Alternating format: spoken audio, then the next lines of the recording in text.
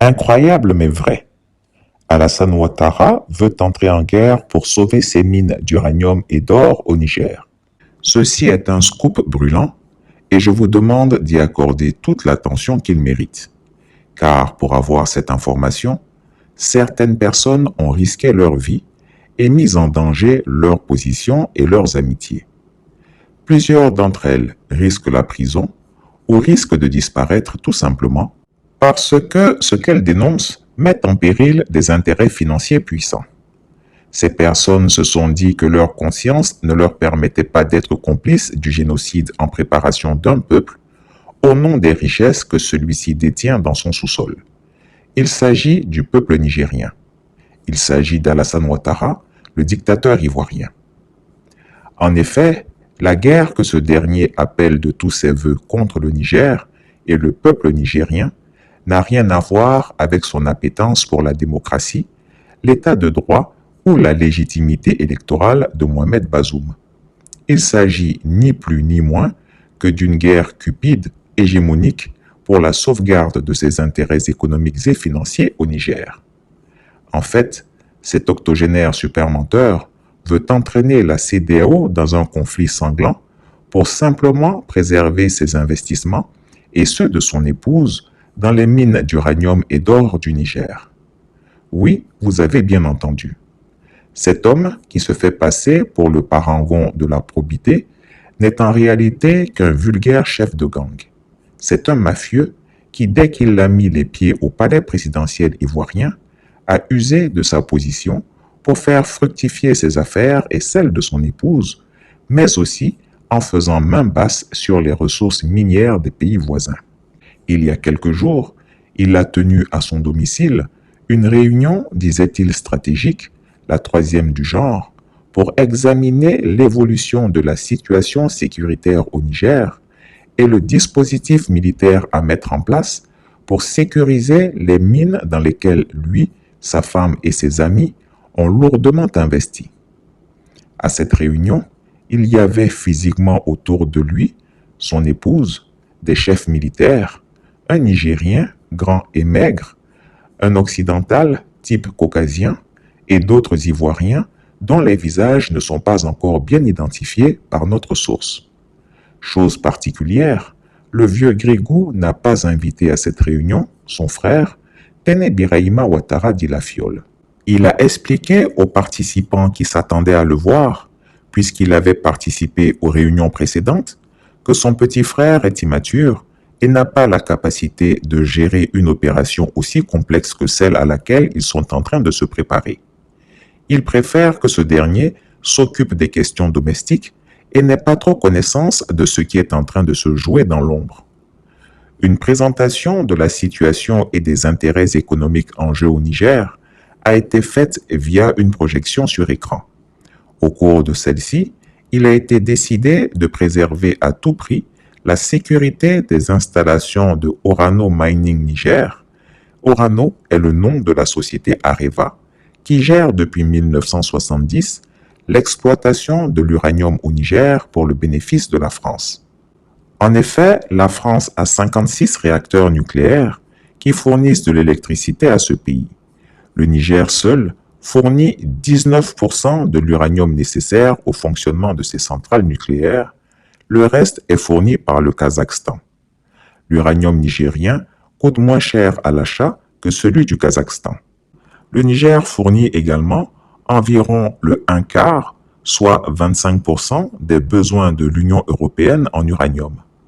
Après s'être détourné un temps de l'énergie atomique pour sa consommation électrique au profit du gaz russe, la France retourne brutalement à ses centrales nucléaires en raison de la guerre en Ukraine et de l'embargo mis sur le gaz russe.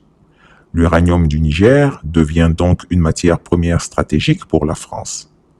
Orano Mining a créé plusieurs sociétés au Niger pour exploiter l'uranium de ce pays. Il y avait la compagnie minière d'Akuta, Cominac, active sur le gisement d'uranium dans la province d'Agadez, au nord du pays. Mais ce gisement est épuisé et la Cominac a fermé il y a tout juste 2 ans. Orano a également une autre filiale, la Somaïr, Société des mines de l'Aïr, dans la région d'Arlit. Elle est toujours active et Orano a prévu de l'exploiter jusqu'en 2040. Elle est en fonction d'ailleurs depuis 1967.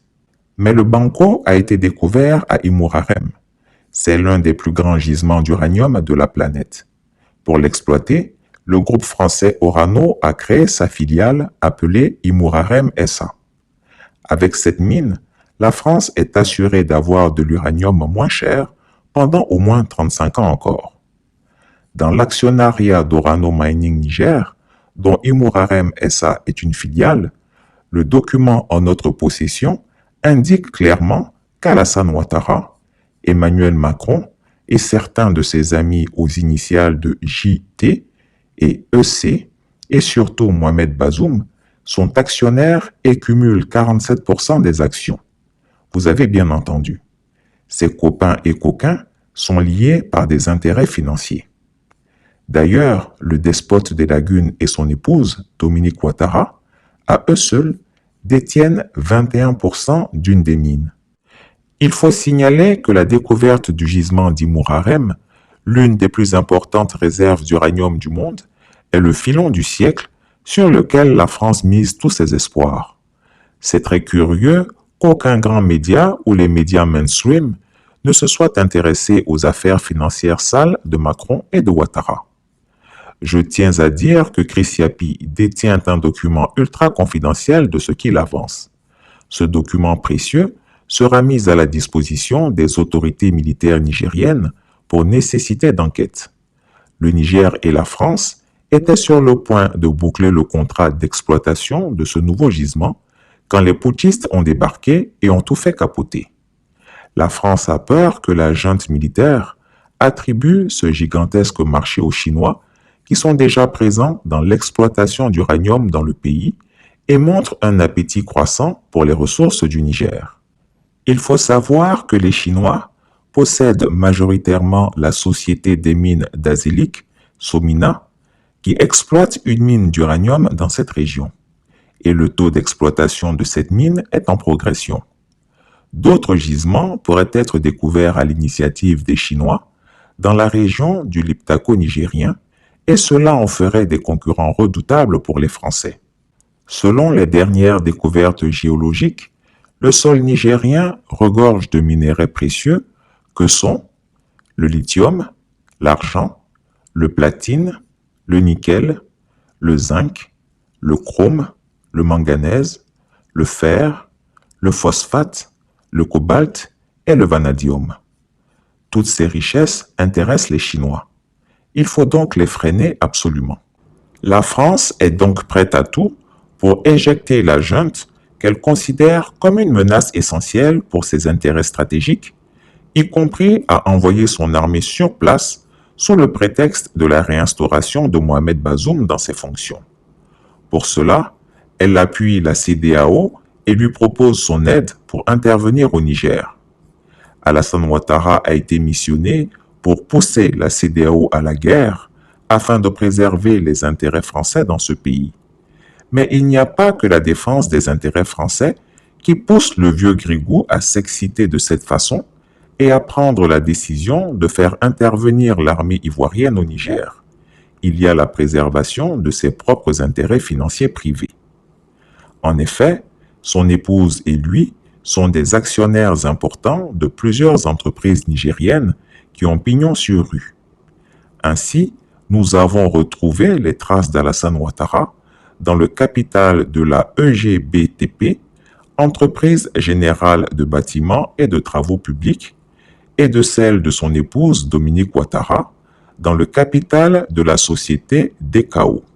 Ces deux sociétés opèrent dans le domaine des grands travaux d'infrastructure et sont systématiquement sélectionnées sur tous les grands chantiers du Niger, depuis Mahamadou Issoufou jusqu'à Mohamed Bazoum. Les chantiers remportés par ces deux entreprises ne se comptent plus au Niger. On peut citer par exemple la construction et la réhabilitation de 236 km de routes rurales à Tawa, réparties en deux lots. La société EGBTP s'est vue attribuer le premier lot de 111 km pour un montant de 8 milliards 595 millions 990 252 francs CFA. La société DKO, elle, s'est vue attribuer le second lot de 125 km pour un montant de 11 milliards 911 millions 17 615 francs. Fait étonnant, ces jeunes entreprises nigériennes ont préfinancé elles-mêmes tous ces chantiers. Par exemple, la route Tchadoua-Mayaï, remportée par EGBTP pour un montant de 32 milliards de francs CFA, a été entièrement préfinancée par la dite société. Les aménagements hydro-agricoles de Yelwani ont été préfinancés puis réalisés par l'entreprise DKO pour un coût de 10 milliards de francs CFA. En tout cas, plus de 20 marchés de construction de routes, de pistes, de bâtiments publics ont été confiés à ces deux structures d'apparence nigérienne, si jeunes, mais capables de mobiliser rapidement des milliards de nos francs. Comment à elles seules peuvent-elles cumuler tant de marchés gagnés? N'est-ce pas que cela doit éveiller la curiosité des autorités nigériennes? Je suis surpris que personne n'ait découvert le poteau rose. En réalité, si ces sociétés ravissent tous les marchés, c'est parce qu'elles sont les propriétés d'Alassane Ouattara et de son épouse Dominique Ouattara.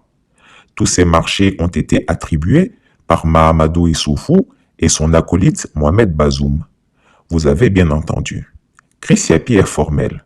Ces sociétés appartiennent au couple présidentiel ivoirien et tous ces marchés pourraient se trouver menacés par le CNSP. Voilà pourquoi le despote des lagunes est prêt à envoyer nos soldats à la mort. Le couple mercantile n'endort plus la nuit, tant il a peur que le poteau rose soit découvert. Est-ce que vous commencez à comprendre les raisons de l'excitation, de l'agitation et du gigotement du despote ivoirien?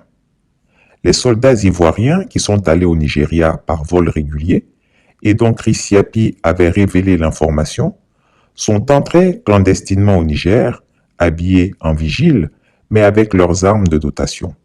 Ils ont pour mission de sécuriser les mines d'Orano comme de simples vigiles. Cela ne vous rappelle-t-il pas l'affaire des 49 mercenaires ivoiriens qui ont été condamnés puis graciés au Mali, qui eux aussi sécurisaient le site de la société SAS comme de vulgaires gardiens mais lourdement armés? En effet, face à la menace d'une intervention militaire de la CEDEAO, le CNSP a retiré tous les bataillons qui étaient positionnés hors de Niamey pour les positionner dans et autour de la capitale. Les mines ne sont donc plus protégées. Elles sont à la merci des terroristes qui sévissent dans la zone des trois frontières. Les commandos ivoiriens doivent empêcher cela au prix de leur vie et dans la même veine, nos soldats doivent sécuriser le matériel, notamment les gros engins flambant neufs acquis par ces entreprises de travaux publics appartenant au Ouattara.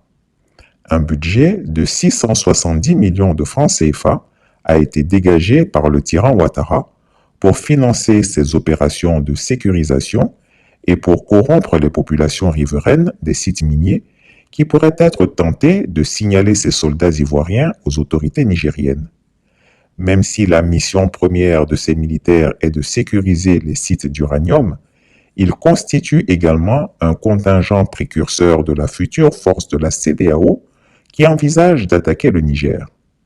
Sachez que si la guerre se déclenche, ces soldats ivoiriens feront facilement la jonction avec un groupe d'environ 100 militaires, dont 25 de l'ULGB, l'unité de lutte contre le grand banditisme, qui font 2 rotations au Niger tous les 6 mois.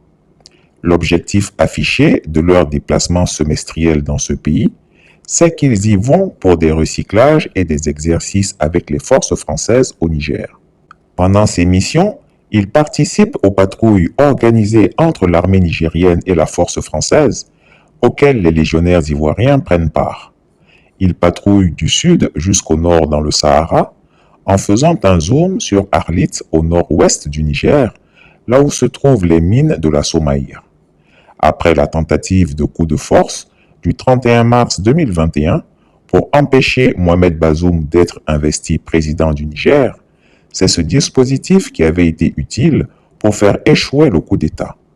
Les soldats ivoiriens, membres de cette force conjointe de l'époque, avaient participé à l'élaboration du schéma du contre-coup d'État. Ils entendent mettre à profit cette connaissance du dispositif de réaction rapide nigérien en cas de guerre contre le Niger.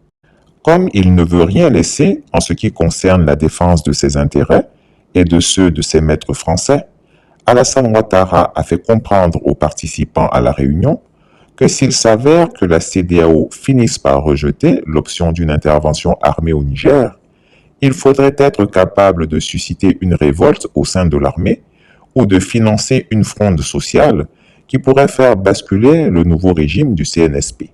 Estimant qu'une guerre n'est pas bonne pour leurs affaires, Dominique Ouattara a proposé d'augmenter sensiblement la cagnotte prévue pour la sécurisation des sites d'uranium afin d'avoir une réserve financière suffisante pour négocier avec certains membres de la junte au pouvoir.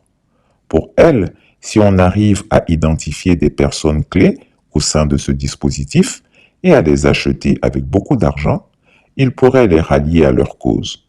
Ainsi, le général Tiani serait isolé et facile à dégager. Cependant, Alassane Ouattara a rejeté cette option. Il a estimé que cette tactique était trop dangereuse et qu'il était risqué de faire confiance à ses militaires. Il ne faudrait pas que ces voyous, après avoir reçu cet argent, commencent à changer de position et nous fassent chanter comme ça a été le cas au Burkina Faso et au Mali, a-t-il indiqué. Autre chose, pour le plan d'intervention au Niger, un schéma d'infiltration et d'attaque a été présenté à travers une projection de la carte d'Afrique avec un zoom sur le Niger et ses voisins. Les militaires présents ont indiqué les cibles choisies, les modalités d'infiltration et ont présenté le schéma de progression des forces étrangères jusqu'à la capture du général Tiani et la mise sous contrôle de Niamey. À la présentation de ce plan, Alassane Ouattara s'est dit satisfait et a affiché toute sa confiance, car selon lui, les bandits de Niamey ne seront bientôt qu'un vieux souvenir. Après le Niger, Dominique Ouattara s'est appesanti sur le cas du Burkina Faso. Là, elle s'est adressée directement au petit homme maigre nigérien. Elle a ainsi révélé que son filleul, feu Ahmed Bakayoko, avait beaucoup de biens au Burkina Faso qu'il avait acquis grâce à Roch Kaboré, mais aussi qu'elle avait acquis quelques mines là-bas grâce à Ahmed Bakayoko. Toutefois, elle n'a malheureusement pas encore réussi à identifier la totalité de ses biens. Elle a donc chargé le petit bonhomme maigre de profiter du cafouillage à Ouagadougou pour prendre tous les renseignements sur les biens d'Ambak au Burkina Faso, afin que lors de leur prochaine réunion, ces biens puissent être inclus dans le plan de sécurisation globale. Le petit homme maigre a acquiescé en indiquant cependant que les militaires au pouvoir à Ouagadougou avaient commencé à mettre la main sur certains biens et sur certaines entreprises privées. Chers auditeurs, comme vous le voyez, nous sommes au cœur d'une saga financière criminelle. Le couple présidentiel ivoirien a la main dans le cambouis de la finance. En effet, quand ils sont arrivés au pouvoir en Côte d'Ivoire, le mari a voulu se construire une image du parfait technocrate, honnête, loin des affaires sulfureuses. Il s'affichait comme un homme sérieux, désintéressé des choses bassement matérielles. Il professait au cours des conseils des ministres des leçons fleuves sur la probité morale. Mais en réalité, rien n'est plus faux. Après quelques années de magistère, son masque est tombé. Si au début, il a interdit à son épouse de faire des affaires en Côte d'Ivoire, il lui a suggéré de le faire dans les pays voisins. C'est ainsi qu'ils ont choisi le secteur des mines, d'abord au Mali, ensuite au Burkina Faso et enfin au Niger. Chris Yapi demande solennellement qu'avec les informations révélées, que le gouvernement nigérien réquisitionne ces entreprises pour une enquête approfondie. Chers auditeurs, vous serez surpris de découvrir que le despote Ouattara va s'adoucir et renoncer à la guerre contre le Niger. Chris Yapi continue son investigation pour découvrir toutes les autres entreprises cachées de ce couple dans les autres pays de la sous-région ouest-africaine, notamment au Mali et au Burkina Faso. Ce couple criminel doit être débusqué et dénoncé partout. Mais déjà, il faut que vous sachiez que Madame Dominique Ouattara détient au Gabon et au Burkina Faso les entreprises Haïti International, dont voici l'adresse de l'agence de Ouagadougou au Burkina Faso, créée en 2006. Haïti Ouagadougou, adresse 53 avenue du président Sey Zerbo, secteur 4, Koulouba, 11 BP 1351, CMS Ouagadougou, Burkina Faso. Le peuple burkinabé qui souffre a le droit de savoir où est située l'entreprise qui les vole. Et voici l'adresse de l'agence de Libreville au Gabon, créée en 2001. BP 905, 322 rue d'Alsace-Lorraine, Montagne Sainte, Libreville, Gabon. Cette entreprise a spolié le peuple gabonais et le peuple gabonais a le droit de la nationaliser. Dominique Ouattara, par toutes ses entreprises, procède au blanchiment d'argent et refinance ses autres entreprises minières. Avec cette enquête, Chris Yapi a fait sa part pour conjurer la guerre au Niger. Désormais muni des informations que j'ai données, c'est au CNSP du Niger de faire sa part du combat. Ne dit-on pas que l'argent est le nerf de la guerre? Il est totalement inacceptable qu'Alassane Ouattara s'enrichisse des mines du Niger et trouve le culot de vouloir tuer les Nigériens en leur imposant une guerre. Communiqué. Le président du Conseil national pour la sauvegarde de la patrie, chef de l'État, son Excellence le général de brigade Abdraman Chani, vient de signer une ordonnance portant création, mission, composition et modalités de fonctionnement d'une commission de lutte contre la délinquance économique, financière et fiscale, en abrégé la COLDEF. La création de cette commission matérialise l'un des engagements forts pris lors de son message adressé à la nation le 28 juillet 2023 en vue de lutter contre la corruption, l'impunité, le détournement des deniers publics et la mauvaise gouvernance. La Commission dispose de tous les pouvoirs nécessaires pour mettre en œuvre les orientations du CNSP et du gouvernement relatives à la lutte contre la délinquance économique, financière et fiscale dans le respect des lois et règlements de la République. La COLDEF constitue une réponse aux attentes légitimes du peuple nigérien à la justice. Elle a pour mission principale le recouvrement de tous les biens publics illégalement acquis et ou détournés. Enfin, le président du Conseil national pour la sauvegarde de la patrie, chef de l'État, engage le CNSP et le gouvernement et les membres de la COLDEF à travailler sans faille en gardant à l'esprit seule la noble mission de défense des intérêts du Niger. Je vous remercie. Fait à Niamey le 20 septembre 2023. Chris Yapi ne ment pas. Retrouvez Chris Yapi sur ses deux chaînes YouTube, sa chaîne Dailymotion, Instagram et VK.